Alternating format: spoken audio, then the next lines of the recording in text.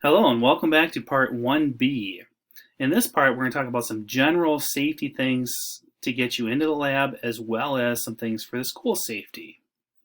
So the first thing you'll notice here on your screen is that to qualify for doing labs in science, you have to do three things.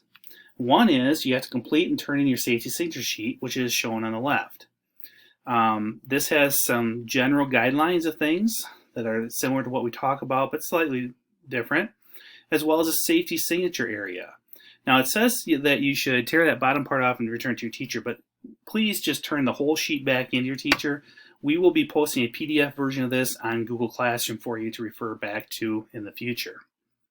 The second thing you need to do to be able to do labs in our classroom is you need to complete and turn in the lab safety notes. Well, if you're watching this video and typing information in on your own version of the 8th grade lab safety presentation, then you're doing your notes. So make sure that you get that done and turned in on Google Classroom so we can give you credit for it. So that's your second thing. The third thing you need to do is to complete and turn in the lab safety assessment at the end of this mini unit, and you have to score a level at a level of proficient. If you are not proficient, that means you'll need to retake this particular assessment so that you're eligible to be doing the labs. So you have to meet those three things, that criteria, to be able to do labs in our classroom. If you struggle with your behavior, you're having a rough day, you're having an extra silly day, whatever it may be, please talk to your teacher about that ahead of time so we can try to work out a plan before you enter the lab area so you don't get hurt someone else, or ruin equipment. And if you struggle with your behaviors, then what will happen is you'll be working on filling in one of these activity sheets. So this is a lab and activity safety expectation sheet. The front side, the teacher will put check marks on to all those that apply and put your name up there. And the back side is the side that you'll fill out. Now you may or may not need to take this home to get a parent's signature. It depends upon the severity of your behaviors. You'll notice there's a signature part for your parents and we'll tell you yes or no whether you need to do it. If your behavior is severe enough that it's requiring a parent's signature, then your teacher will also be sending home an email to your parents and or calling your parents and talking to them about the situation and letting them know that they should expect to see this sheet. If you do have to fill out one of these sheets, that means this is your ticket to get back in the lab for the next time we do a lab activity. By all means, we'd much rather none of you ever have to fill out these sheets. All right, some general school safety stuff. Hopefully you've been in our building before. If you haven't, then welcome. But one thing you should realize is we have two main different things going on in our building as far as emergency procedures go. One is the administrative hold. What that means is there's something going on around or in our building that requires us to stay in our classrooms.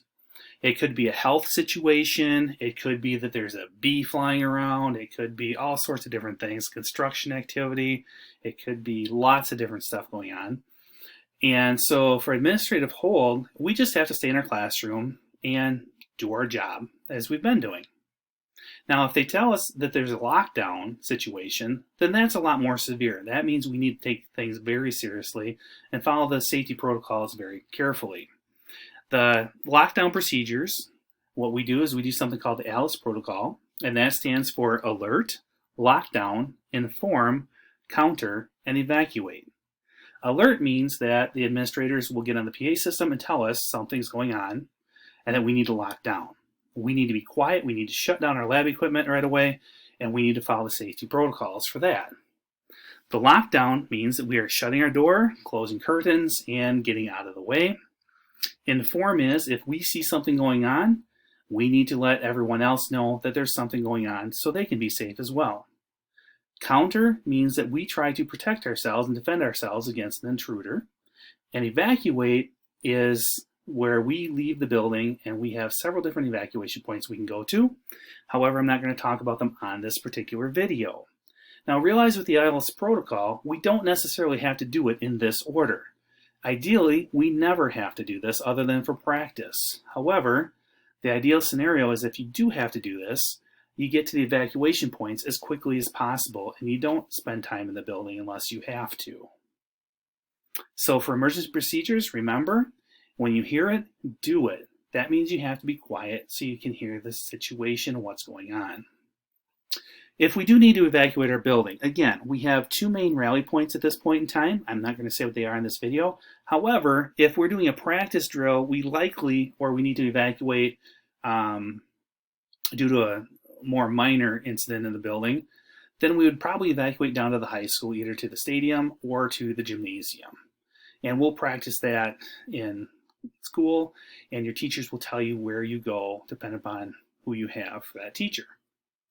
Safe shelter, that means something on this list is going on, and we need to figure out where we need to go. Again, we will be seeking shelter based on the signs posted in our room, and we will also need to be quiet and follow directions carefully.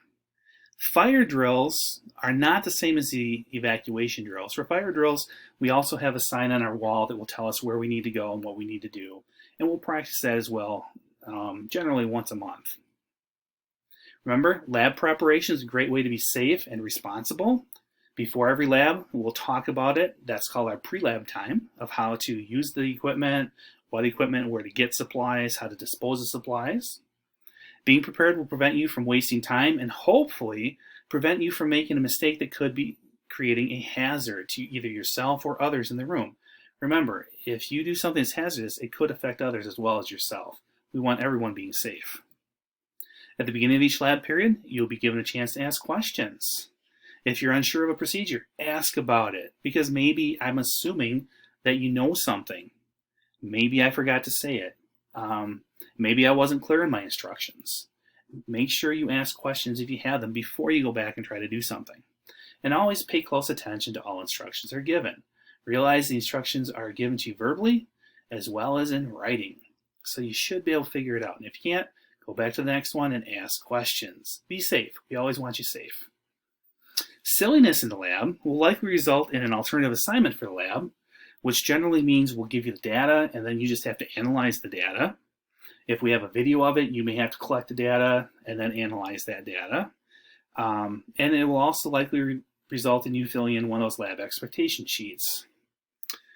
Please follow the expectations to keep yourself and others safe in our room. Again, safety is a priority.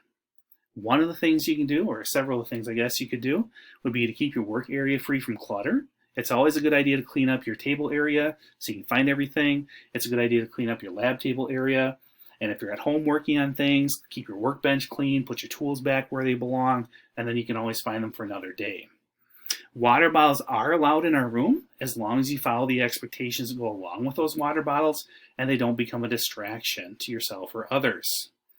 And then please make sure you leave your phone, at this time we're saying in your locker. Make sure it's shut off as well. Administration may have different views on that depending upon what's going on in the building. So as of now, you don't need your telephone in your classroom for any purpose. And then again, please make sure you realize in our classrooms, because they're science rooms, we should not have any food or drink in our room. This is also especially important when we consider safety of others for allergy purposes. Some people have severe allergic reactions to certain foods. So we want to be aware of that and keep people safe. All right, with that, this ends part 1B.